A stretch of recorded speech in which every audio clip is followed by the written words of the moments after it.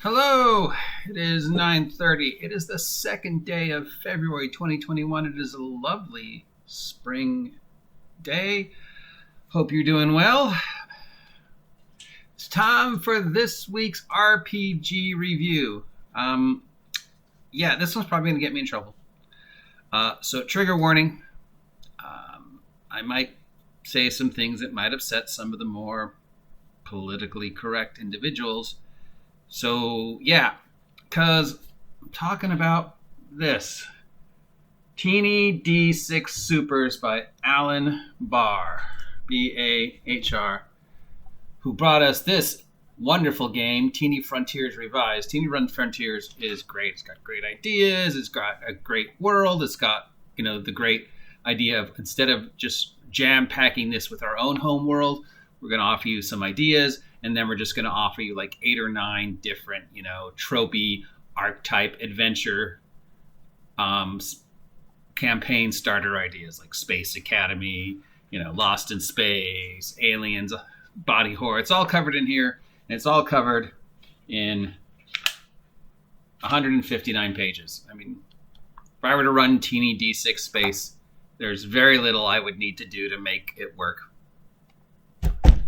Which brings us to Teeny Supers, which is at 300 pages. So the very first time I saw Teeny Supers, I was like, why is a game called Teeny Supers 300 pages?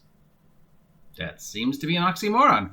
But I was told, oh, yes, it's okay because it's all good stuff. And it makes sense and it works. And just because it's teeny doesn't mean it's a teeny game. It just means it uses the Teeny D6 system. It's answered very well.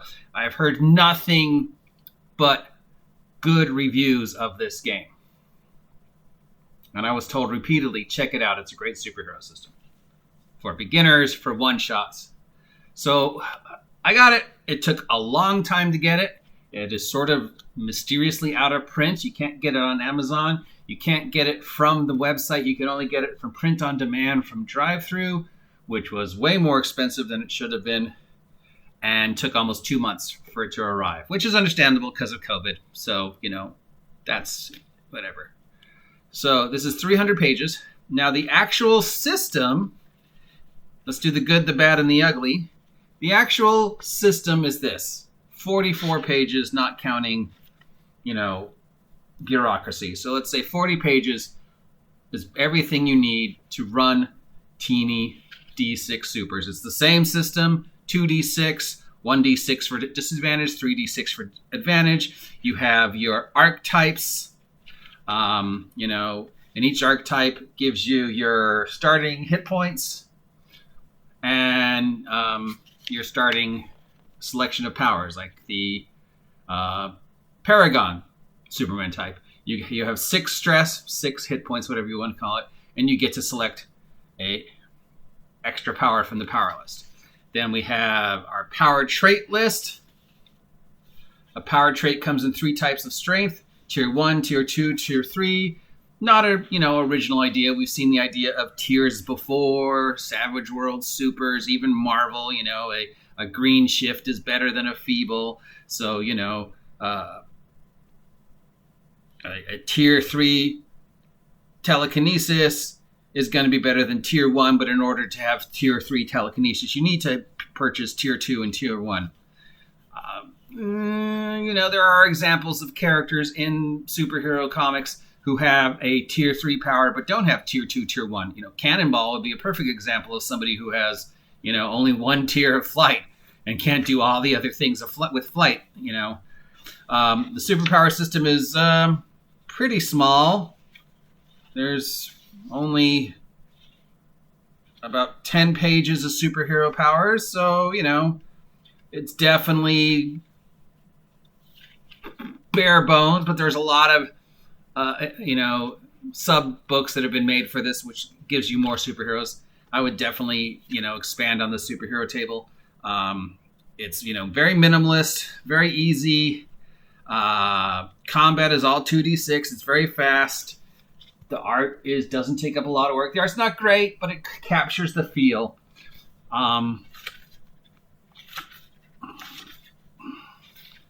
So, if I were to use this as a game, You select your archetype to make a character. You select 3 unacquired power traits.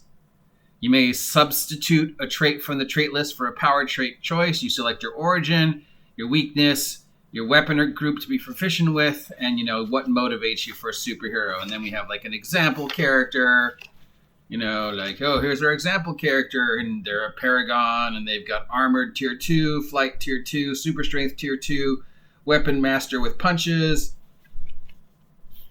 So, that's sort of their take on Superman hero. And then it says what you do with each tier. Like a tier 2 armor lets you reduce all damage by 2. And then, of course, you embellish it, obviously. This is where you would copy and paste from Heroes Unlimited to get the full description of, as I've always said, what a power can and cannot do. So for a good, bare bones, minimalist D6 superhero system, nothing original, all things we've seen in other games, broken down for very much a good game for beginners. Definitely a good game for one-shots because it takes like a minute to make a character. You could probably run a campaign with this if you added a little more superheroes. So, for the system alone, it's good. It is as good as this. I do have a few problems with the archetypes. Every archetype has their little thing. Like the adventurer, the gadgeteer has the archetype trait adventurer.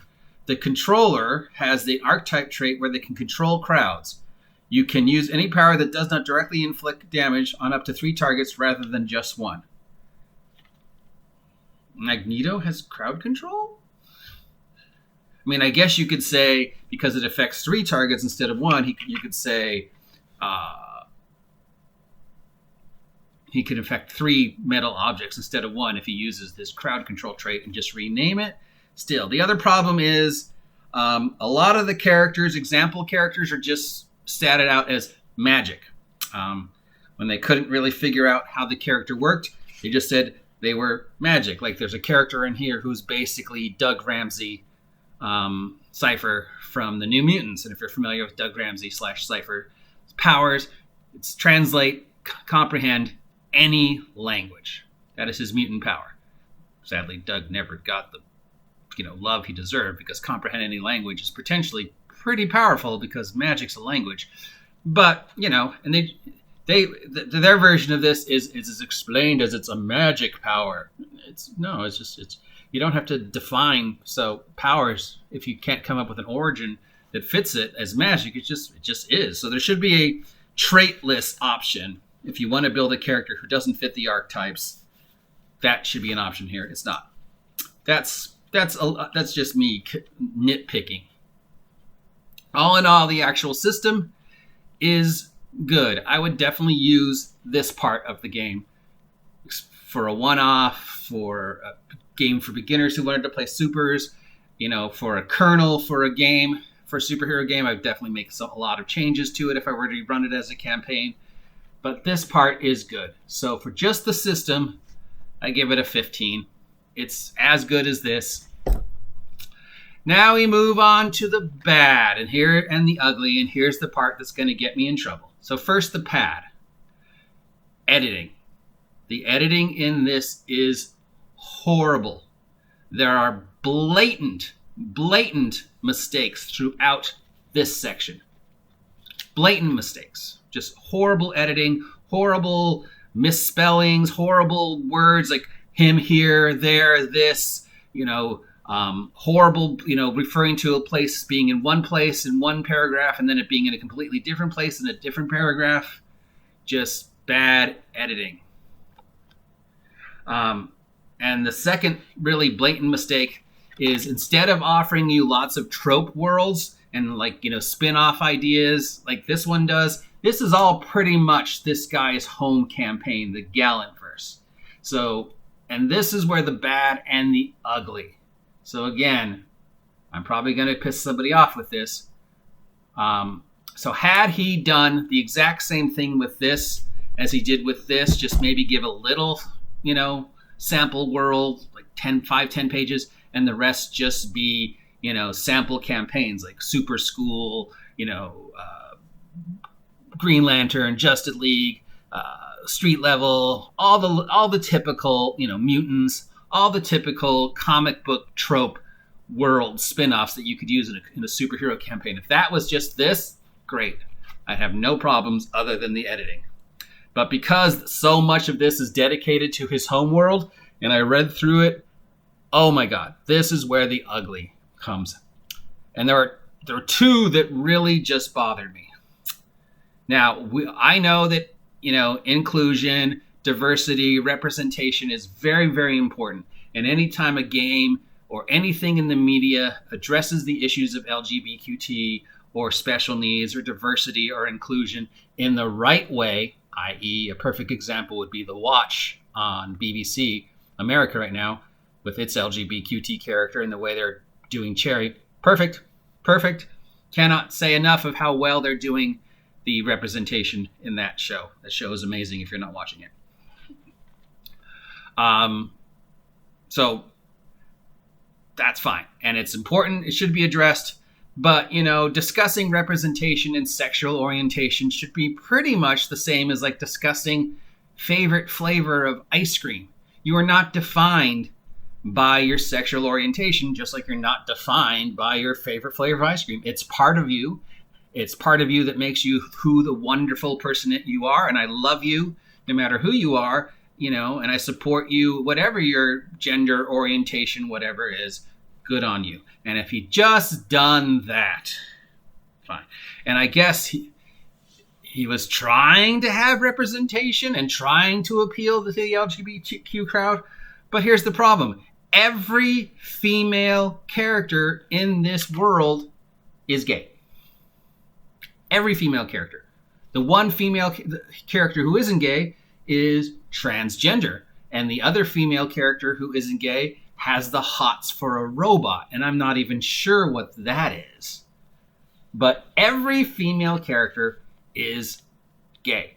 There's not a single straight female character example in this book. Every female superhero is gay in this guy's mind. I don't even know how to brace that. One LGBTQ, one transgender, maybe even an example team of LGBTQ supers? Fine. Every single solitary female super gay? That's not representation. That's just weird.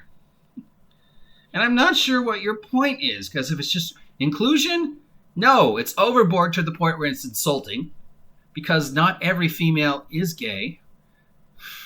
Plenty of females are heterosexual, and that's okay.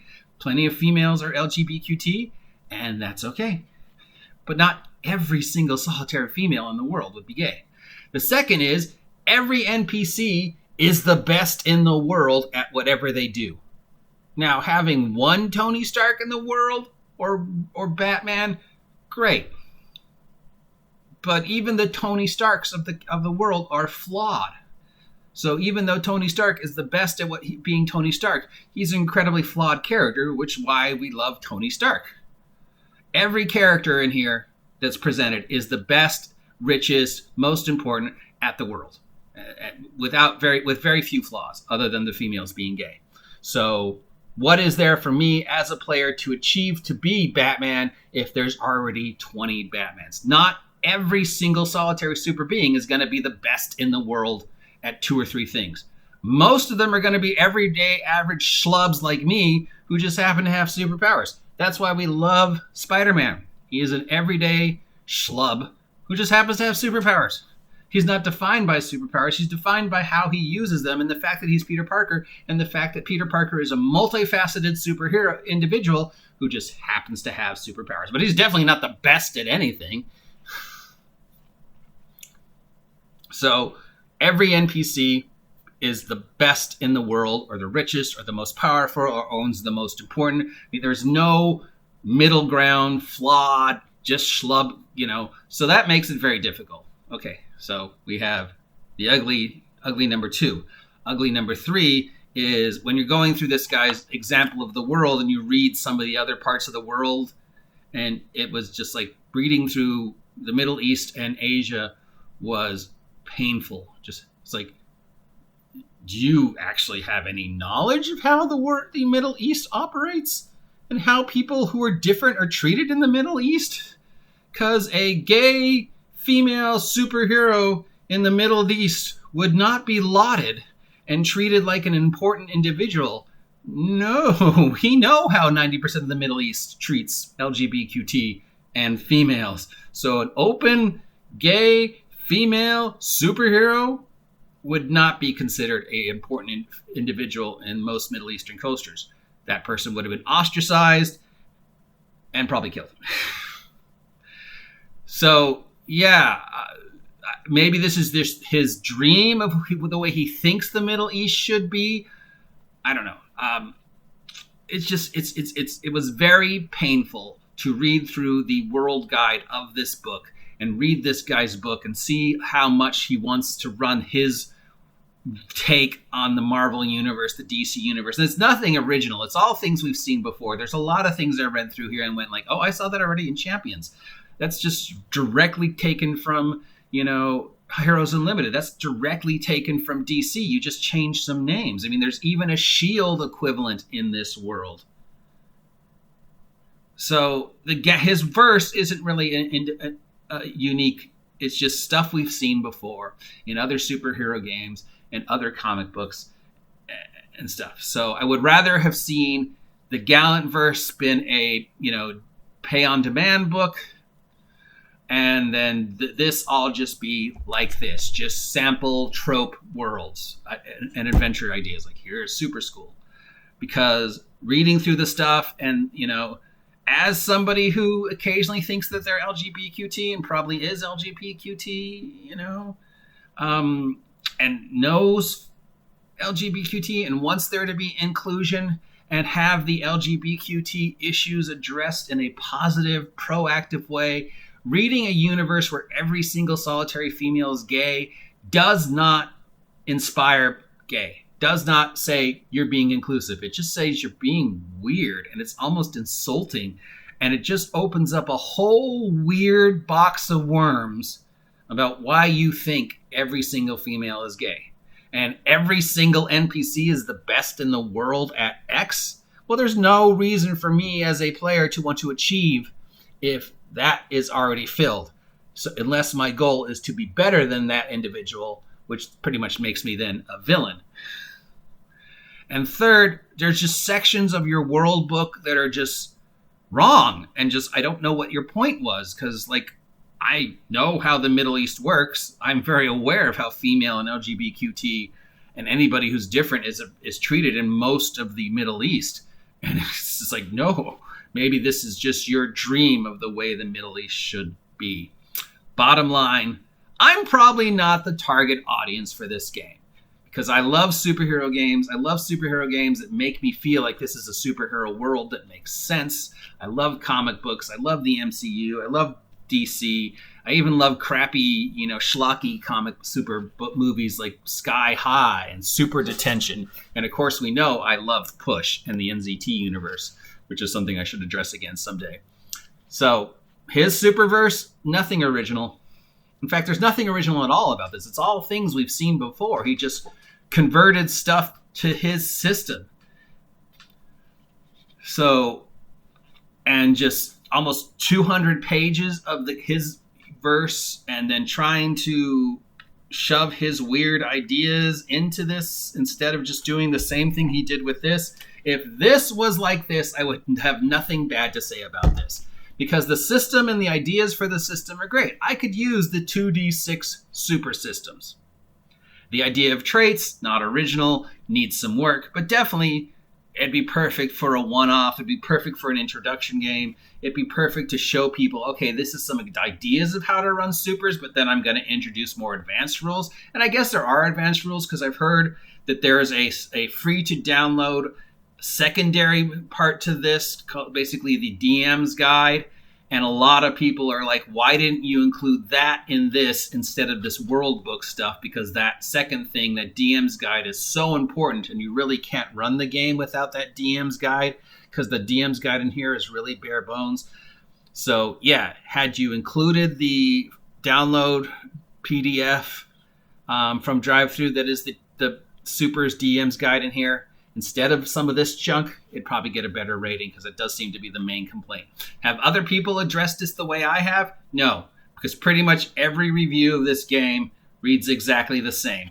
They read the first part, they probably played in a game at a con, and they're like, wow, this is great. And the first part is great.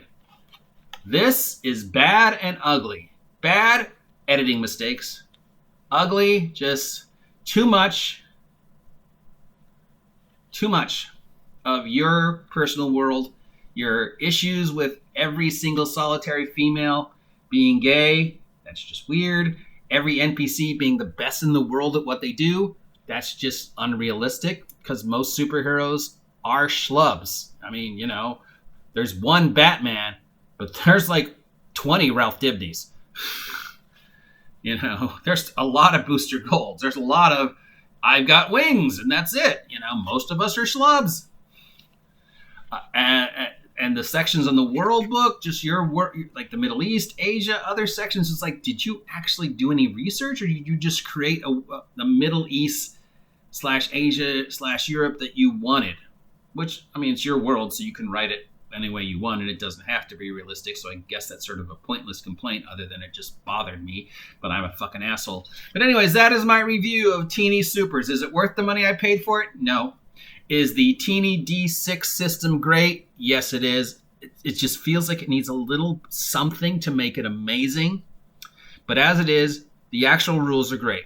Superhero powers need a little more work, but that can be easily fixed. The fact that a very important part is not with it, and you have to download it separately, and almost every review said that should have been in the book, that lowers it.